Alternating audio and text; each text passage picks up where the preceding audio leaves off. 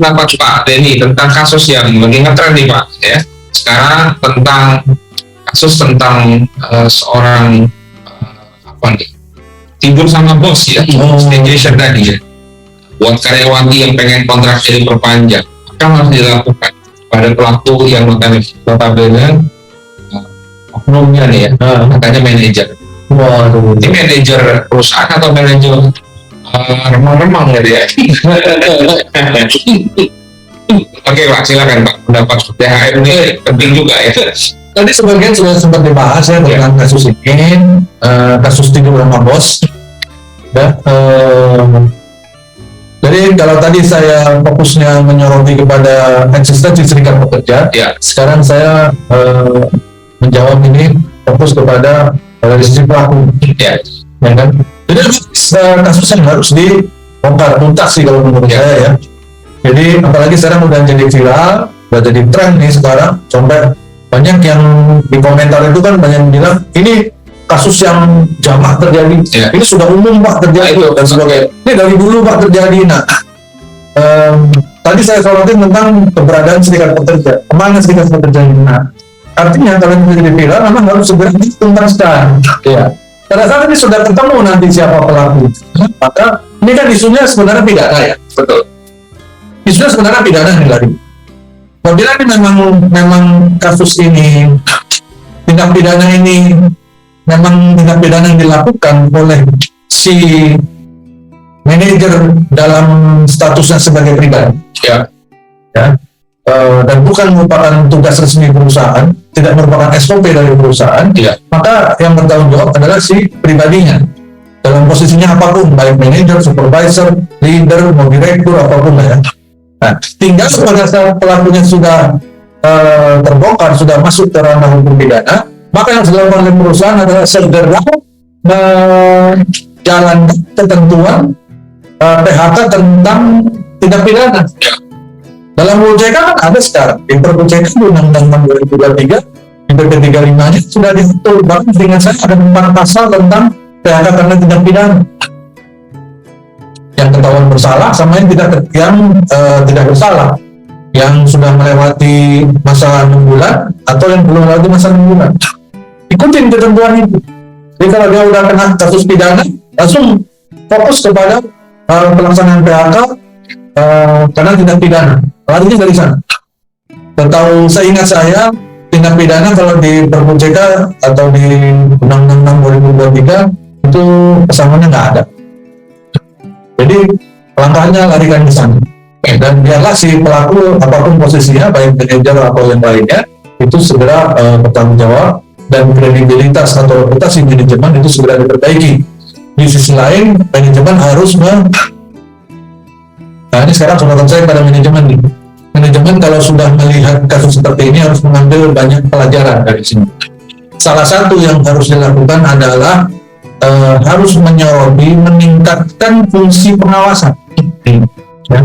Karena fungsi pengawasan itu bukan hanya kepada karyawan pada umumnya, tapi juga kepada para pimpinan, manajer, supervisor, direktur itu harus diawasi. Salah satu hal paling sederhana yang mungkin bisa jadi pertimbangan atau renungan bagi para manajemen di perusahaan, kalau ada yang dengar di berbagai channel yang lagi hidup sekarang, adalah misalkan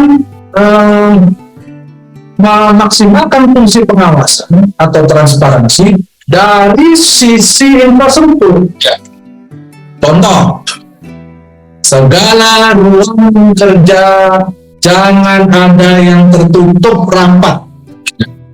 Walaupun dia si manajer atau direktur itu berada dalam sebuah ruangan kerja tersendiri, maka berikan kepadanya jendela yang cukup besar sehingga bisa dilihat dari luar. CCTV. Atau fasilitas CCTV, atau segala ruangan meeting, pastikan semua memiliki akses untuk bisa dilihat. Kasih jendela, kasih jendela kaca sehingga semua orang bisa melihat apa yang sedang terjadi di dalam ruangan. Karena tindakan-tindakan pelecehan seksual seperti ini biasanya terjadi di tempat yang tertutup, di gudang atau di ruangan kerja bos, kan begitu. Nah ini salah satu yang perlu diperhatikan, bisa jadi masukan bagi para manajemen adalah memperbaiki infrastruktur. Ya. Ya, karena kita kan masih banyak menemukan ya di kantor-kantor kita masing-masing. Coba lihat ruangan-ruangan itu, ruangan-ruangan bos masih banyak yang tidak berjendela, pintunya tidak memiliki kaca sehingga tertutup aja rapat. Kita nggak tahu di dalam ada siapa dan sedang ngapain, bersama siapa, berbuat apa, berada di mana, di lampu nih kan. Ya. Jadi kita nggak tahu. Atau di ruang meeting, ya nggak ada jendela, kita nggak tahu ada di dalam ada apa. Terutama kantor-kantor, misalkan nih contohnya kantor-kantor yang bentuknya ruko, itu mereka seringkali tidak memberikan akses pandangan jendela di setiap ruang meeting itu nggak ada jendela. Jadi begitu pintu ditutup udah nggak kelihatan apa. Ya. Sehingga konsep ruang kerja yang sekarang lagi ngetren, open office itu adalah konsep yang bagus. Jadi nggak ada sekat, nggak ada tutup ruangan lagi. Semua mulai dari direktur sampai ke yang paling Saling merasa diawasi. itu semua berada di ruangan terbuka bersama-sama. Open office sebenarnya di salah satu kultur perusahaan Jepang, Ya. dan kultur perusahaan Jepang itu sudah menganut open office itu sudah cukup lama, Pak. Jadi mereka juga punya ruangan, yang punya ruangan private itu cuma presiden di satu ruangan. Itu pun pakai jendela. Dia biasanya partisinya itu semua kaca, itu bisa melihat apa yang tidak. Nah, sisanya semua direktur yang lain, advisor, manajer semuanya open office. Memang modelnya dibuat kayak misalkan satu line gini ya, depan ini anak buahnya, timnya, di ujungnya bagian kepala meja itu pimpinan. Ya. Nanti ada kelompok lagi begini, di ujungnya kepala meja pimpinannya. Jadi begitu. Tapi semua open office sehingga semua bisa saling mengawasi dan bersama. Dan itu sekarang di perusahaan-perusahaan berkiblat barat itu mulai jadi tren. Ya. Perusahaan-perusahaan digital, teknologi, perusahaan e-commerce itu mereka sekarang mulai sering dengan open office. Ya, kan? Nah itu perkembangan terkini dan itu salah satu infrastruktur yang mendukung Pengawasan. Maka pengawasan seperti ini yang perlu diperhatikan. Termasuklah juga, bukan saya buat para manajemen, para HRD adalah memaksimalkan apa sih namanya pengaduan masalah integritas. Ya. Jadi kalau Bapak Ibu ingat di zaman dulu itu ada sistem kode pos PO Box ya, PO Box 5.000 ya, pengaduan zaman Orde Baru dulu ya.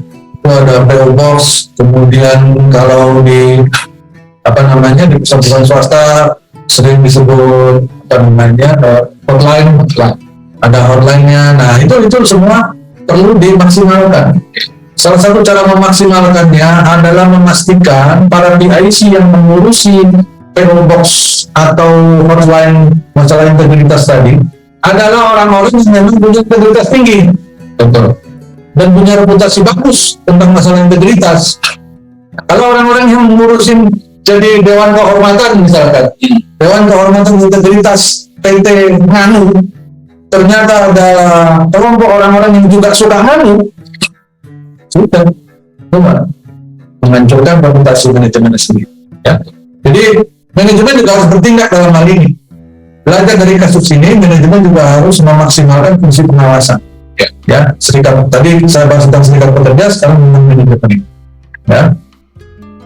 Ini juga mumpung lagi ngobrolin tentang kasus-kasus yang lagi ngetren.